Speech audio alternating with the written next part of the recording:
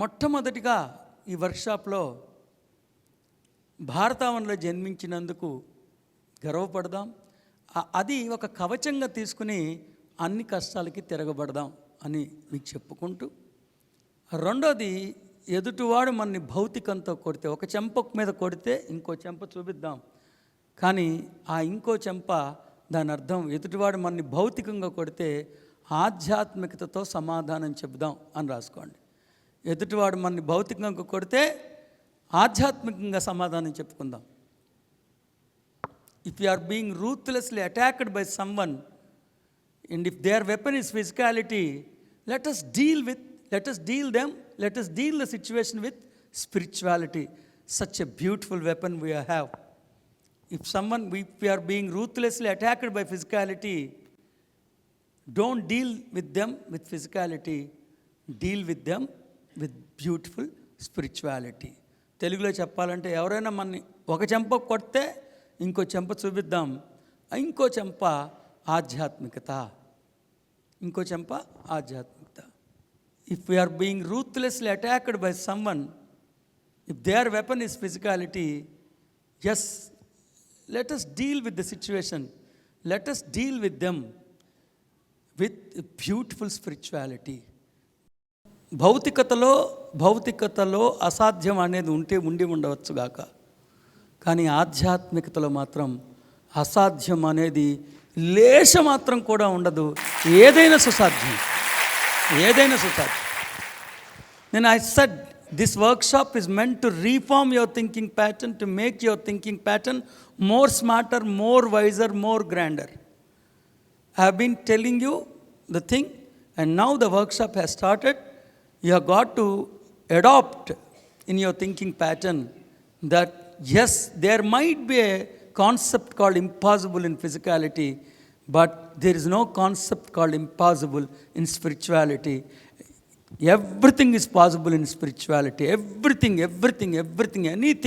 anything is possible in spirituality. You have got to incorporate this beautiful knowledge in your thinking pattern. You have got to nurture your thinking pattern with this beautiful phenomenon teaching. Am I clear? Please write down. There is no concept called impossible in spirituality. Everything and anything is possible in spirituality. మీ బ్రెయిన్ని record చేసుకోవాలి, nurture చేసుకోవాలి. You got inculcate it. తెలుగులో భౌతికతలో అసాధ్యము అన్న అంశం ఉండి ఉండవచ్చుగాక, కానీ ఆధ్యాత్మికతలో అసాధ్యం అనే అంశం ఉండదు. There might be a concept called impossible in physicality, but spirituality, but the one and only thing you have got to do is, please do not judge, please do not conclude the situation, please do not అయిపోయింది అనుకోవద్దు, ఆట అయిపోయిందని అనుకోవద్దు. ఆట మీరు అయిపోయింది అనుకునేదాకా అవ్వాలా, గుర్తుపెట్టుకోండి. మీరు అయిపోయిందని అనుకుంటే ఆట అయిపోయినట్టే. మీరు అయిపోయిందనే జడ్జిమెంట్ మాత్రం ఇస్తే, దీనికి ఫస్ట్ మంత్రం అదే. పూర్తిగా ప్రతికూలంగా ఉన్నా సరే అయిపోయిందని మీరు తీర్మానించుకుంటే తప్ప ఆట అవ్వలేదు. ఆట మీకు అనుకూలంగా అవ్వటానికే ఇవన్నీ జరుగుతున్నాయని గుర్తుపెట్టుకోండి.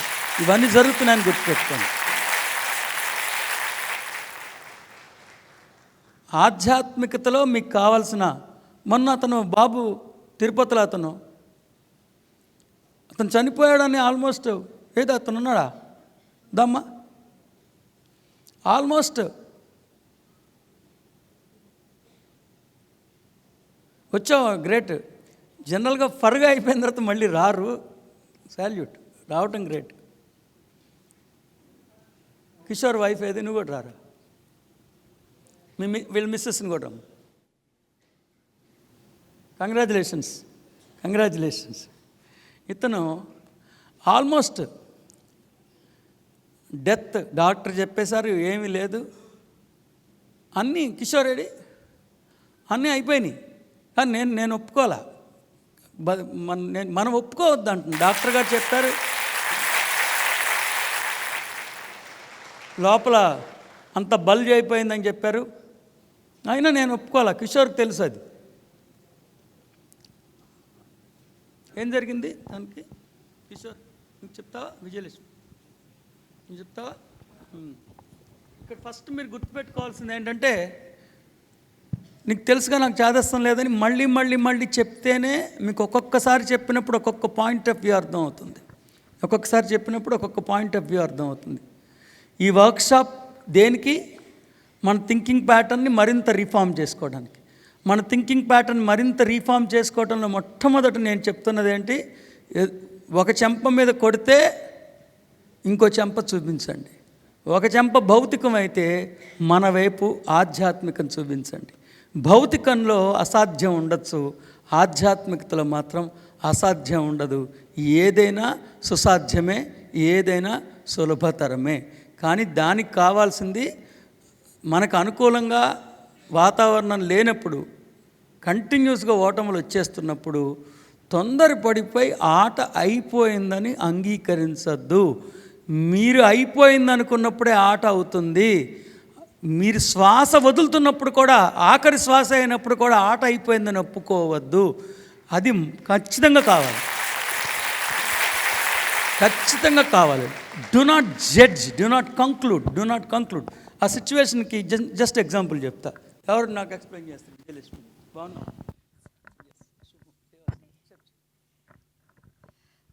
అందరికీ నమస్కారం అండి. ఫస్ట్ మేము హాస్పిటల్కి ఈయన చాలా హెల్తీగానే ఉన్నారు. ఎప్పుడు చిన్న చిన్న ప్రాబ్లం తప్పితే ఎప్పుడు పెద్ద ప్రాబ్లం రాలేదు. సడన్గా ఆయనకి ఏదో స్టమక్లో ప్రాబ్లం అయింది అని చెప్పి తిరుపతిలో అవ్వదు, వేలూరు సిఎంసికి తీసుకెళ్ళండి అని చెప్పారు. తీసుకెళ్ళాము. 1 వీక్ అసలు కాన్షియస్లో లేరు. అసలు నేను మా బావ కిషోర్ కుమార్ గారు ఉన్నాము. అసలు వెళ్తాము, మార్నింగు చూస్తాము, అసలు కళ్ళు మూసినట్టే ఉండేటివి. అసలు ఏం తెచ్చేది లేదు. మళ్ళీ ఈవినింగ్ వెళ్ళే వాళ్ళము. ఇలాగే జరిగేది. వాళ్ళు రోజు మమ్మల్ని పిలిచి, ఇంకా ఇతను లేడు, మీరు మెంటల్గా ప్రిపేర్ అవ్వండి, మీ ఫ్యామిలీకి అంతా ఇన్ఫామ్ చేసి వేసుకోండి, ఇంకా ఏం లేదు అని రోజు మాకు మార్నింగ్ ఈవినింగ్ చెప్తూనే ఉండేవాళ్ళు. మైండ్గా కూడా మమ్మల్ని అలా ఫిక్స్ చేసేసారు. ఒకరోజు సడన్గా స్టమక్లో ఏదో ప్రాబ్లం ఉంది, ఆపరేషన్ చేయాలి, ఒక ఆపరేషన్ కాదు 4 to 5 ఆపరేషన్స్ చేయాల్సి ఉంటుంది ఇతనికి అని చెప్పారు. సరే, అతనికి ఛాన్సెస్ కూడా 95% బతకరు లేదని చెప్పారు. ఆపరేషన్ చేయడానికి అంత లోపల బల్జ్ అయిపోయి అసలు ముద్ద అయిపోయింది, దేనికి దానికి తీయటానికి అవ్వదని చెప్పారు. అంతేనా? అవును సార్. బ్లడ్లో అనేది బ్లడ్ లోపలంతా క్లాట్ అయిపోయినాయి. ఈ పెద్ద పేగు దగ్గర నుంచి అన్ని ఆర్గాన్స్ అన్నీ కూడా డ్యామేజ్ అయిపోయి ఇతను బతకడు, ఇతను బతికే ఛాన్స్ ఓన్లీ 5%. అది కూడా ఒక ఏజ్ని బట్టి, ఒక 40 years కాబట్టి ఇతను బతకగలడు, ఇతను బతకడు అని అన్నప్పుడు నాకు కిషోర్ ఫోన్ చేశాడు. ఏదో ఆపరేషన్కి అమౌంట్ అదంతా సరి చేసుకుని నాకు చేశాడు. కిషోర్, నువ్వు 1% ఉన్నా సరే 1% తీసుకోమ్మా, 99% వదలొద్దు, ఆ 1%ని తీసుకుని మనం ఫైట్ చేద్దాము అని ఆల్మోస్ట్ గివప్ అయిపోయిన స్టేజ్లో మళ్ళీ కిషోరు నా మాట విని మళ్ళీ దాన్ని ఆపరేషన్ చేయడానికి అట్లా రెడీ చేస్తే, ఓపెన్ చేస్తే అసలు ఆపరేషన్ చేయాల్సి ఏముంది, కంప్లీట్గా ఇక్కడ నుంచి మొత్తం సర్జరీకి మొత్తం కట్ చేశారు సార్.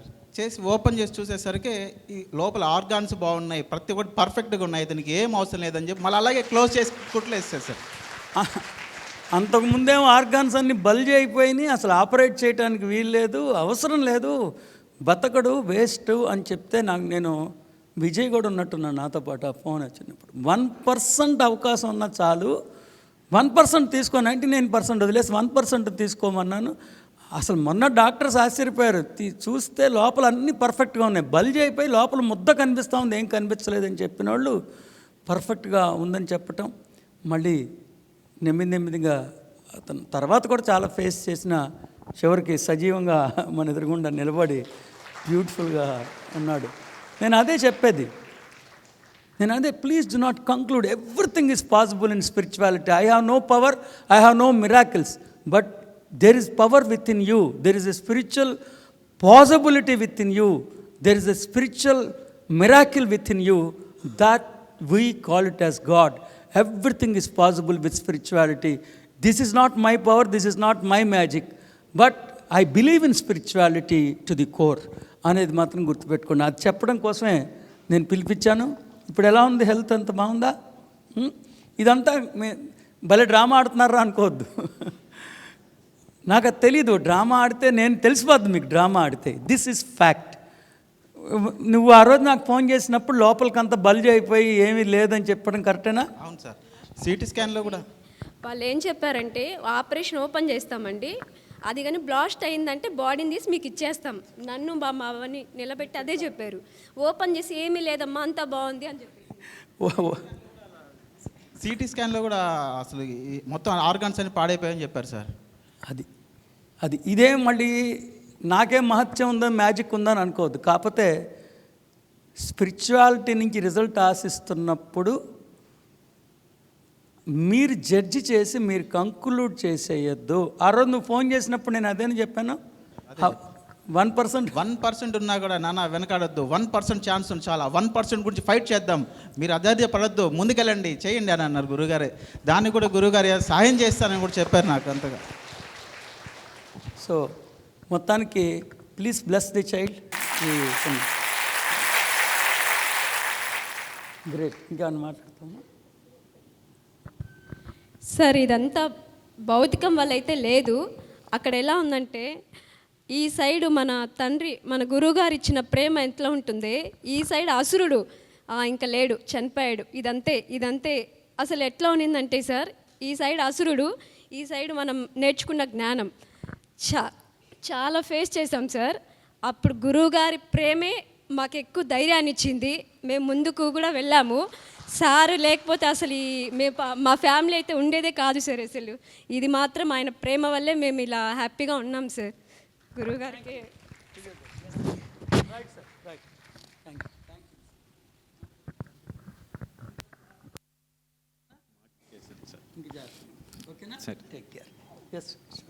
Thank you. నేనున్నాను సార్. ఆ కాల్ వచ్చినప్పుడు పక్కనే అసలు ఏం ఛాన్స్ లేదు సార్, ఇంకేం లేదని వేస్తున్నారు అని కిషోర్ అంటే మాత్రం మీరు లేదమ్మా 1% ఛాన్స్ ఉన్నా సరే డబ్బు గురించి కూడా మనం ఏం ఆలోచించద్దు, కావాలంటే మనం వెంటనే అరేంజ్ చేద్దాం, నువ్వు ఇమీడియట్గా ఈవెన్ 1% ఛాన్స్ ఉన్నా నువ్వు మాత్రం చేయించేసే ఆయనకు భరోసా ఇచ్చి మీరే అక్కడ పంపించారు సార్. నేను పక్కన ఉన్నాను సార్. అప్పుడు విజయ్ కూడా ఉన్నాడు ఆ రోజు. Thank you Vijay. తర్వాత ఇంకోటి ఏమైందంటే అమౌంట్ హ్యూజ్ అమౌంట్ అడిగితే హ్యూజ్ అమౌంట్ వాళ్ళు అడుగుతున్నారు, అదంతా వేస్ట్ అయిపోతుంది. నేను అన్నాను మీ అమౌంట్ ఉంచేసేయండి, నేను అమౌంట్ ఏర్పాటు చేస్తాను, పోతే నా అమౌంట్ పోతే బతికితే అతను బతుకుతాడు, అమౌంట్ కూడా వెంటనే నేను ఏర్పాటు చేస్తానని చెప్పా. ఆ రోజు సిచ్యువేషన్ అది. Thank you. సో స్పిరిచువాలిటీలో కావాల్సింది ఏంటంటే do not conclude, do not judge. అది పరిస్థితులు పూర్తిగా ప్రతికూలంగా ఉన్నా సరే మీరు మాత్రం ఆట అయిపోయిందని మాత్రం అనుకోవద్దు. ఆట మీరు అయిపోయింది అనుకుంటే ఆట మొదలవకుండానే అయిపోద్ది. ఆట అయిపోయిన తర్వాత కూడా మీరు అయిపోయింది అని అనుకోకపోతే ఆట జరుగుతూనే ఉంటుంది, అంతిమంగా మీకు అనుకూలంగానే జరుగుతూ ఉంటుంది. ఆ పట్టు విడిచిపెట్టదు.